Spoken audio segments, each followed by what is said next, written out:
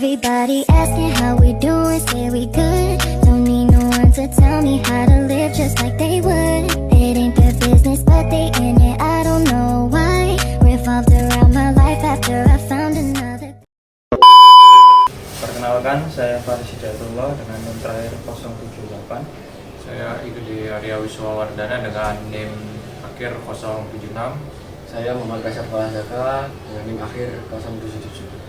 Jadi kelompok kami akan membahas tentang apa itu laicite. Nah, laicite sendiri adalah prinsip sekularisme yang dipegang kuat oleh Prancis yang mengatur pemisahan antara agama dan negara.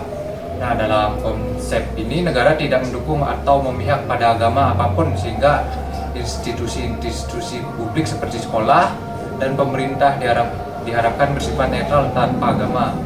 Tujuannya adalah untuk memastikan kebebasan beragama bagi setiap individu, tapi juga untuk menjaga agar agama tidak mempengaruhi kebijakan negara. Laicite diatur dalam hukum Prancis sejak tahun 1905 melalui Louis de Sparatio des Églises et de l'État, yang kalau diterjemahkan adalah Undang-Undang Pemisahan Gereja dan Negara. Prinsip ini sering menjadi perdebatan di Prancis, khususnya terkait penerapan aturan seperti larangan menggunakan simbol agama yang mencolok di sekolah-sekolah negeri atau ruang publik lainnya. Selanjutnya, apakah laicite bisa diterapkan di Indonesia? Laicite konsep sekularisme di Prancis memisahkan secara tegas antara agama dan negara sehingga tidak ada satu agama pun yang bisa mendominasi atau terlibat dalam pemerintahan. Penerapan laicite di Indonesia mungkin sulit karena Indonesia memiliki prinsip Pancasila yang menekankan ketuhanan yang Maha Esa dan memberi ruang bagi kehidupan beragama dalam berbagai aspek politik dan sosial. Selain itu, keberagaman agama dan budaya di Indonesia membuat pendekatan sekuler total seperti laicite kurang relevan. Di sini agama sangat berperan dalam kehidupan sehari-hari masyarakat. Pemerintah justru memiliki hubungan yang cukup kuat dengan lembaga-lembaga keagamaan, dan ada beberapa hukum berbasis agama seperti hukum pernikahan Islam di bawah Kementerian Agama yang diterapkan di Indonesia. Jadi meskipun sekularisme ada dalam beberapa aspek, laicite seperti di Prancis kurang sesuai untuk diterapkan di Indonesia. Jadi tujuan kami mewawancarai saudara untuk memenuhi tugas dari Bapak Michael, yakni beliau adalah dosen ilmu negara. Jadi sebelumnya saudara bisa memperkenalkan diri. Oke, jadi izinkan saya memperkenalkan diri. Nama saya Aram Bedin. Saya seorang mahasiswa juga, saya semester 5. Saat ini berkuliah di Universitas Negeri Surabaya. Agama saya Islam, umur saya 20 tahun.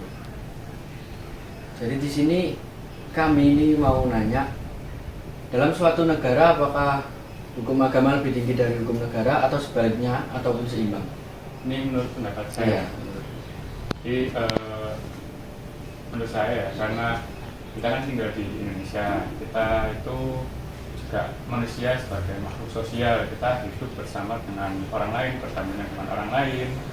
Apalagi kalau kita di Indonesia itu kan terkenal akan keanekaragamannya, entah itu budaya, entah itu flora faunanya, suku, agama, dan juga ras.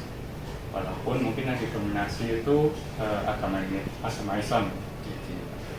Jadi mungkin berdasarkan pengetahuan saya terkait dengan hukum negara ataupun hukum agama, yaitu hukum agama itu kan lebih diatur oleh agama yang sudah ada.